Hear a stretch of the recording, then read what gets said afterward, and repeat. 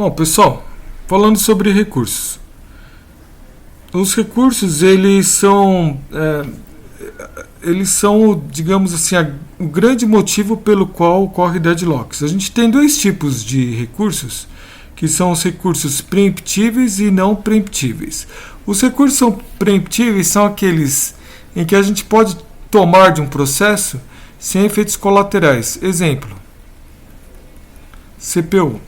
Se eu tirar a CPU de um processo, né, não vai acontecer nada no sistema operacional preemptível. Sabe, aquele que de tempo em tempo, né, ocorre uma interrupção, a gente vai lá, né, e tira o processo da CPU. Tá? Recursos não preemptíveis. Eles são aqueles em que, se a gente tirar do processo, vai dar uma falha grave. Então, exemplo, uma CPU. Não, uma impressora. Se eu tirar uma impressora de um processo,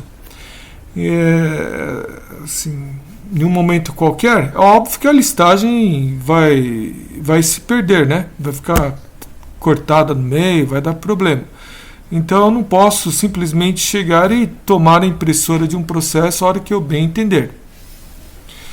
Os deadlocks, eles ocorrem quando um processo consegue o uso exclusivo de dispositivos.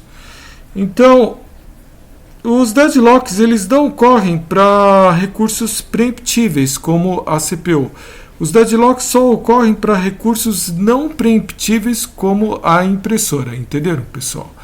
Então, process are granted, né, eles conseguem o acesso exclusivo a dispositivos. Acesso exclusivo, acho que a chave aqui para a ocorrência do deadlock é acesso exclusivo.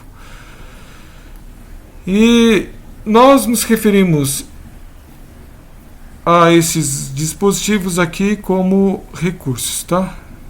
Os deadlocks só ocorrem para recursos não preemptíveis. Continuando, pessoal. Uma sequência de eventos aqui para a gente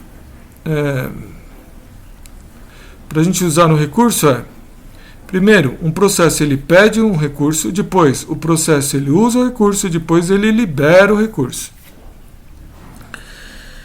Sendo que na hora que um processo ele pede o recurso, ele deve esperar se o recurso, né, que ele pediu está sendo utilizado por um outro processo.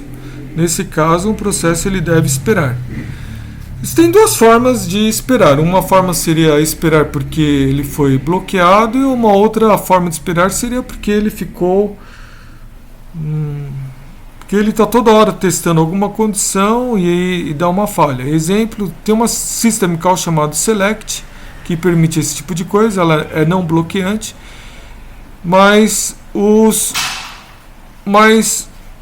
para que haja deadlock, é necessário com que a system call seja bloqueante.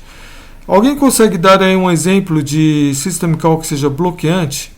Eu peço acesso a um recurso e não consigo. Não, se eu fizer um open no sistema operacional, dependendo aí de como acontece, esse open aqui ele vai bloquear o processo, ele não vai dar o acesso ao recurso e o processo fica no estado de bloqueado. Por uma outra system call, melhorzinha aqui, né, mais clássica, que seria o down um semáforo. Então, com certeza, essa system call aqui é bloqueante e entra aqui nesse caso aqui que a gente está falando.